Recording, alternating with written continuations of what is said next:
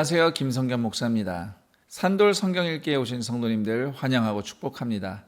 오늘은 마가복음 3장에서 5장까지 읽는 날입니다. 우선 마가복음 3장 보시면 예수님께서 또 많은 사람들을 고치시며 사역하시는 이야기가 이어지는데 예수님을 대하는 세 종류의 사람들이 나타납니다. 우선은 예수님을 메시아로 인정하지 않고 대적하는 사람들이 등장하죠.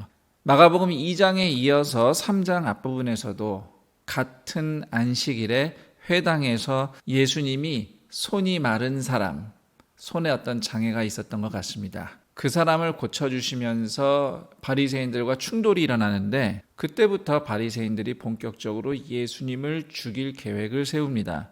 그리고 3장 중반에 보시면 예루살렘에서 온 서기관들, 유대의 주류 세력들이죠.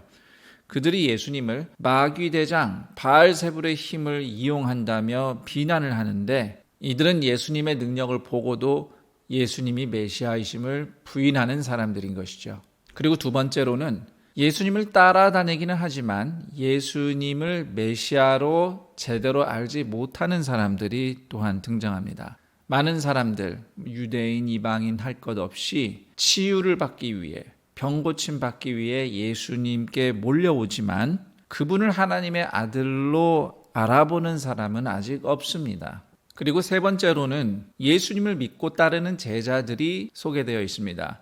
예수님의 12 제자들이 마가복음 3장 한가운데 등장하는데 물론 예수님에 대한 그들의 이해는 아직 충분하지 않습니다. 그렇지만 예수님이 가시는 길을 따라가는 제자 공동체라는 의미가 있습니다. 이 대목에서 흥미로운 것은 13절에 보시면 예수님께서 그분이 원하는 자들을 부르셨다고 기록이 되어 있는데 이 표현은 마가복음에만 나옵니다. 그리고 주님이 원하는 자들을 부르신 사람 중에는 예수님을 배반하게 될 가룟 유다도 포함되어 있습니다. 이는 마가복음이 예수님을 십자가 지실 메시아로 부각시키고 있는 것이죠.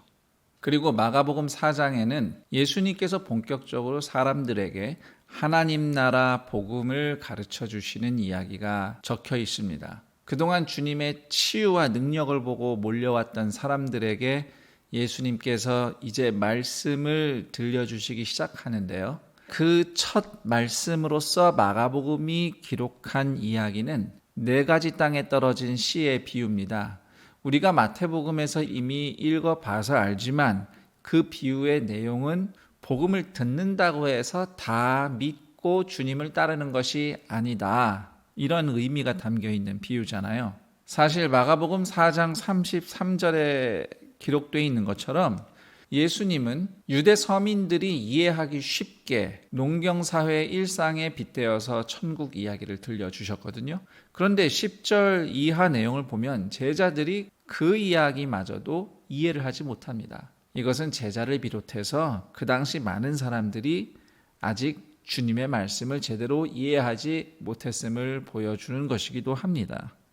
말씀이 어려워서 이해를 못한 게 아니고 9절에 기록되어 있는 것처럼 들을 귀가 없어서 이해를 못한 겁니다. 다시 말해서 다른 기대와 다른 관심을 가지고 들으니까 주님의 말씀이 오해되는 겁니다. 제자들을 비롯한 유대인들이 기대한 하나님 나라는 로마를 물리치고 승리하는 이스라엘이었습니다. 무슨 농부가 씨 뿌리고 작은 씨앗 심었는데 싹 붙어나서 시간이 지나고 나니까 나중에 뭐가 자라고 겨자씨처럼 미미하게 시작하고 하나님 나라를 그런 식으로 생각해 본 적은 없었거든요. 비록 현실은 그렇지만 예수님께서는 계속 그들에게 말씀을 가르쳐 주시고 병고침 사역을 하십니다.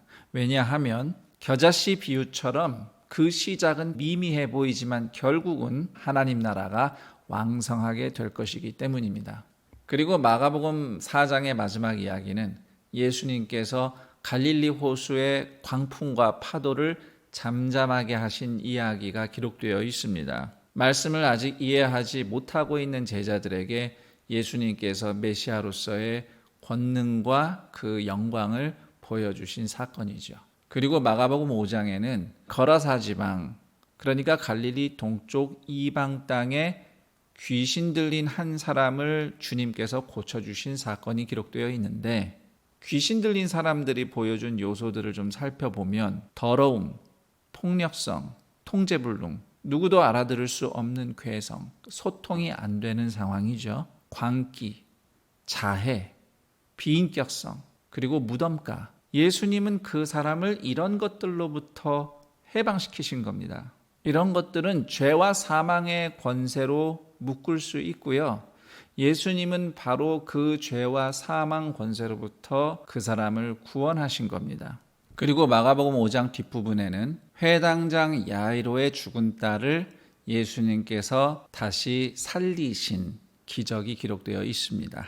이 사건은 예수님이 부활의 주님이심을 보여주는 표적인데요. 나중에 예수님 자신이 십자가에서 죽으시고 부활하심으로써 구원을 이루실 것임을 미리 보여주는 표적, 사인과 같은 기적이 되겠습니다. 그런데 그 이야기 한가운데 혈루증을 고침받는 여인의 이야기가 등장합니다. 그 이야기에서 핵심 구절은 28절입니다.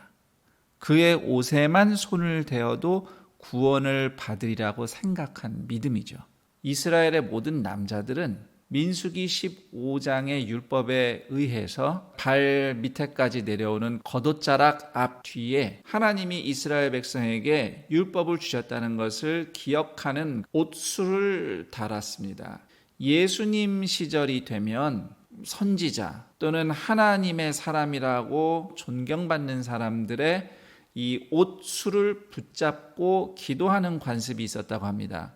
그러니까 혈루증 앓은 여인이 예수님의 옷을 만지면 병이 낫겠다라고 생각한 것은 예수님을 단지 이용한 치유자로 믿은 믿음이 아닙니다. 하나님이 보내신 거룩한 자, 즉 메시아라고 믿는 믿음이 되겠습니다. 그래서 회당장의 딸을 살리신 기적, 그리고 혈루증 여인이 고침받은 기적이 함께 나온 것은 죽음을 이기시는 예수님이 바로 하나님이 보내신 메시아임을 보여주고 있는 것입니다.